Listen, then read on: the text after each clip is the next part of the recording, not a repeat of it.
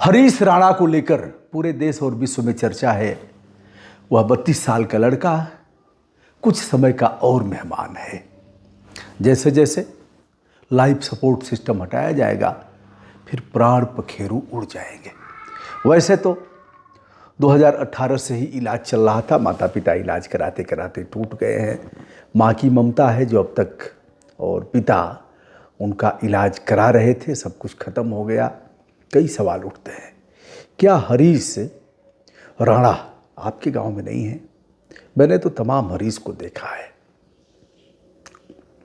हरीश से अभिप्राय पैसे नहीं रहेंगे, व्यक्ति टूट जाएगा और डॉक्टर कह देंगे ले जाओ। अगर पैसा नहीं दिया तो डॉक्टर उस मरीज को गिरफ्त में ले लेगा, बंधक बना लेगा जब तक पैसा नहीं मिलेगा। ऐसे तमाम केस हमारे सामने न केवल आए हैं बल्कि हमने उन मामलों को लड़ करके उन्हें न्याय भी दिलाया है। पैसे के अभाव में लोग तमाम देते हैं, प्राण पखेरु उड़ जाते हैं। भैया आप क्या करें, अब इससे अधिक सामर्थ्य हमारे पास नहीं है। खेत बिक गए, पहले खेत को रेहन रखा, फिर खेत बेचना पड़ा, सब कुछ खत्म हो गया। रिश्ते नाते के लोगों ने मुंह मोड़ लिया। चूँकि बहुत ढराढ नहीं है, हरीश राणा के परिवार के लोग थे छत से, और फिर एक तरह से कोमा में चले गए, लकवा मार दिया और इलाज। कई चीज़ें, कई सवाल ये खड़े होते हैं, क्या मेडिकल साइंस ने हाथ खड़ा कर दिया? अंतिम चीज़ें हैं कि मेडिकल साइंस कह दे नो होप, कोई आशा नहीं है। अंत तक आदमी लड़ता है। हाई कोर्ट ने इस मामले में इनकी याचिका यह कहते हुए खारिज कर दिया था कि अभी वेंटिलेटर पर है, अभी उस सपोर्ट पर जिंदा है, हम इच्छा मृत्यु का आदेश नहीं दे सकते। गरिमा के साथ जीने का भी अधिकार है, गरिमा के साथ मरने का भी अधिकार है। जैसे ही भ्रूण गर्भ में जाता है वैसे ही उसका अधिकार शुरू हो जाता है। और फिर अंतिम सांस लेने के बाद कब्र में भी उसका मौलिक अधिकार है, चिताओं पर भी उसका मौलिक अधिकार है, उसके राख को पवित्र नदियों में विसर्जन का भी मौलिक अधिकार है, कंधे पर ले जाने का भी मौलिक अधिकार है, सम्मान के साथ अंतिम संस्कार करने का भी उसका मौलिक अधिकार है। मौलिक अधिकार और कर्तव्य दोनों एक साथ चलते हैं। हम अधिकारों की बात तो करते हैं लेकिन कर्तव्य भूल जाते हैं। दोनों को एक साथ लेकर के चलना पड़ेगा। हमने तमाम मामलों में देखा है गांव में, भैया अब इससे अधिक सामर्थ्य नहीं थी। लोग कहते हैं अरे भैया जितनी सामर्थ्य थी उससे अधिक आपने किया। ठीक है, भगवान भरोसे हैं, भगवान भरोसे तो सभी हैं, भगवान तो ले ही जाएंगे, कोई अमर होकर के नहीं आया है। किंतु मैंने ऐसे भी मरीजों को देखा है दोस्त, जिसको चिकित्सकों ने कह दिया आप ले जाओ, सेवा करो, और फिर चुनौती के तौर पर पैसा मिला, कहीं और किसी अच्छे डॉक्टर से भेंट हुई और फिर वह चलने लगे। बहुत दिन तक, 2 4 5 साल 10 साल तक जिंदा रहे। कभी कभी आप महसूस करें किसी की सांस ऐसे उल्टी सांस आती है, लोग जान जाते हैं भैया आप तो उल्टी सांस शुरू हो गई है, अब लौट करके नहीं आएंगे। मैंने ऐसे तमाम उल्टी सांस वालों को देखा है, इलाज हुआ है, फिर सांस सीधी हो गई है। उल्टी सांस जानते हैं ना, कैसे घर घर सांस आती है, फेफड़े जाम हो गए, इलाज हो नहीं रहा है। सरकारी चिकित्सालयों का इलाज आप जानते ही है, यहाँ जितने मिनिस्टर बीमार पड़े, लखनऊ की बात मैं कर रहा हूँ, सभी भगे सरकावा नारा पकड़ करके। एक भी मंत्री काँव काँव बक बक बक बक करने वाले एक भी की औकात नहीं हुई कि पीजीआई में इलाज करा सके। अभी 2 मंत्रियों का तो तत्काल ओम प्रकाश राजभर को ठेल करके ले जा रहे हैं पाठक जी। कहाँ ले जा रहे हैं? पहले ले गए सरकारी हॉस्पिटल में, फिर चले गए मेदांता में, चले गए मेदांता में उनका इलाज हुआ। और ऐसे ही एक दिनेश सिंह हैं रायबरेली वाले, उनका भी इलाज अभी प्राइवेट में ही हुआ है। तो या तो तुम लोग मान लो कि सरकारी चिकित्सालय किसी काम के नहीं हैं, और आम जनता को मान लो कि ये कुत्ते, बिल्ली और गाय जो गो आश्रय केंद्रों में हैं, जिन्हें कुत्ते नोच नोच करके काट काट करके खा रहे हैं। भले ही बाबा इस बात का दावा करें कि गायों को खरोंच नहीं आएगी, बाबा माने बक बक, बाबा माने बक बक। जिनका ज़मीनी हकीकत से कोई नाता न हो। बाबा ही क्यों, बाबा ही क्यों, बाबा के जितने चंगू मंगू तो मैं कह करके उन्हें इस तरह से नहीं कह सकता, लेकिन जितने उनके मिनिस्टर हैं सबकी यही हाल है। ज़मीन जब नहीं देखेंगे तो उनको क्या पता है। तो कह रहे हैं गायों को खरोंच, अगर खरोंच नहीं आ सकता, जिस गो आश्रय केंद्र में कहिए वहीं दिखा दें। 5 ठो आप अच्छा बता दीजिए, हम वहीं दिखा देते हैं निकाल करके, और आप भाग खड़े नहीं होइएगा तो कहिएगा वहीं दिखा दूंगा, और आधे घंटे लगेंगे। तो दोस्तों आइए हरीश राणा केस में एक तो जानने का विषय है कि सरकार ने इस इलाज में कितना सहयोग किया।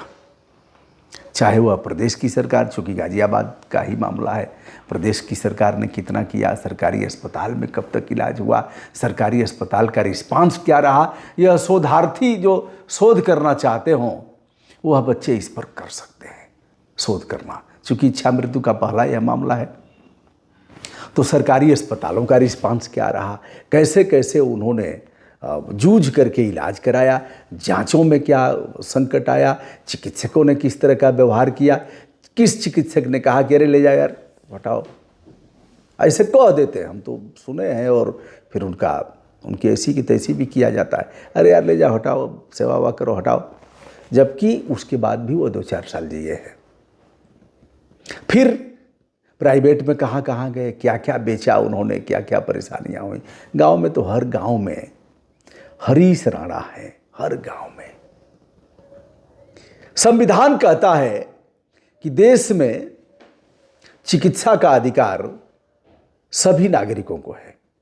व्यक्ति शब्द बाद में जोड़ दिया गया, मेनका गांधी बनाम यूनियन ऑफ इंडिया के मामले में व्यक्ति को भी यह अधिकार प्राप्त है, यानी जो बाहर का आया है उसका इलाज नहीं होगा क्या, उसका भी इलाज होगा। तो बाद में संविधान में यह जोड़ दिया गया, नागरिक नहीं व्यक्ति कर दिया गया, फंडामेंटल राइट्स के मामले में, जो मूल रूप से आर्टिकल 21 से आच्छादित हैं। व्यापक है यह, संविधान का देखा जाए तो मूल यह आधार है। तो अब इसमें देखना पड़ेगा कि प्राइवेट चिकित्सालयों में उनकी स्थिति क्या हुई, कैसे कैसे क्या क्या बेचा उन्होंने, यह भी देखना पड़ेगा कि क्या समस्त संभावनाएं छीड़ हो गई हैं। यह भी जानना पड़ेगा कि ऐसे रेयर केस में क्या हमारी सरकार उस लड़के को, उनके जिगर के टुकड़े को, सबके बच्चे बच्चे हैं, और बच्चा तो उनका भी था, किसका, अरे मंत्र वाले बुढ़ऊ का बच्चा था, डॉक्टर चड्ढा, जिसको नहीं देखे बच्चा तो उसका भी था। कलेजा कांप जाएगा, विषयांतर होंगे और लंबी चर्चा हो जाएगी। तो यह भी देखना पड़ेगा कि क्या विदेश में भेजने पर इस ठीक हो सकता था, क्या सारे यत्न खत्म हो गए थे, समाप्त हो गए थे उसके जिंदा रहने के। और यह केवल हरीश राणा के मामले में नहीं है, यह घुरहू भैया जो भेड़ चराते हैं, कतवारू भैया जो बकरी चराते हैं, और अब्दुल्ला भैया जो मुर्गी पालन करते हैं, उनके बच्चों को भी यही राइट है। उनके बच्चे भी अगर मरते हैं तो यह राज्य पर अधिरोपित होता है। मक्खनचुआ आएगा, कहेगा बहुत ज्ञान बांटने चले हो, कहाँ से राज्य कराएगा।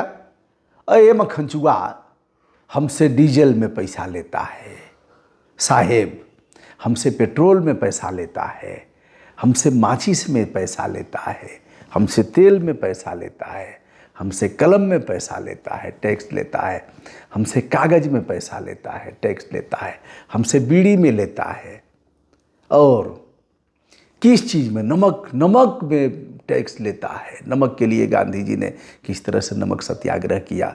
और एक रावण था, खून का टैक्स लेता है, खजूर है टैक्स लेता है। किस चीज़ में टैक्स नहीं लेता है? रोडवा पर चढ़ जाएंगे तो टैक्स लेगा, हर चीज़ में टैक्स लेगा। तो यह हमारा राइट है कि हमारा इलाज हो, दवा के अभाव में देश का कोई भी व्यक्ति न मरे, यह उसका फंडामेंटल राइट है, और इनके दायित्व भी हैं। इसलिए आज के दिन हम एक तरह से श्रद्धांजलि तो अभी नहीं दे सकते। हरीश, हम कैसे कह सकते हैं कि हरीश जिंदा रहेगा? हरीश जिंदा तो नहीं रह पाएगा, और कुछ दिन कुछ समय का ही मेहमान है, क्या उसके पार्थिव शरीर से कुछ अंग काम आएंगे? क्या हार्ट, लिवर, स्प्लीन, आँखें तो काम आ सकती हैं। चूँकि हमारा ये सब विषय रहा है, हम मेडिकल साइंस वाले नहीं हैं, लेकिन आँखों को दान कराया है, देह दान कराया है। मैंने जाना है कि कैसे आँखें कब तक ठीक रहती हैं, कैसे लगा करके उसको निकालते हैं, 10-15 मिनट लगता है, फिर उसको बॉक्स में प्रिजर्व करते हैं, फिर जो सूचीबद्ध दृष्टिहीन लोग हैं उन्हें लगा देते हैं। ऐसे है, क्या क्या काम आएगा यह भी है। काश ऐसे मामलों पर जन जागरूकता पैदा होती और जो जीने का अधिकार है, राइट टू लिव है, डिग्निटी के साथ, उसका ठीक से पालन होना चाहिए। लेकिन हरीश राणा गांव-गांव में हैं दोस्त, जो इलाज के अभाव में रोज ही दम तोड़ रहे हैं। चिकित्सा के दावे चाहे जितने भी चिकित्सा मिनिस्टर और चीफ मिनिस्टर, प्रधानमंत्री जी करें, लेकिन सब धूल धूसरित दिख रहा है। ज़मीनी हकीकत तो बहुत भयावह है दोस्त। चलिए, भारी मन से हरीश राणा के लिए परमात्मा से प्रार्थना करता हूँ कि अभी मैं यह भी नहीं कह सकता कि उनकी आत्मा को भगवान शांति दे। बस यही है कि जो उनका अंतिम समय है वह कष्ट से परे हो और परमात्मा उन्हें अपने श्री चरणों में स्थान दें। मैं हूँ ब्रजभूषण दुबे। संपूर्ण विनम्रता के साथ हमारा प्रणाम स्वीकार करें।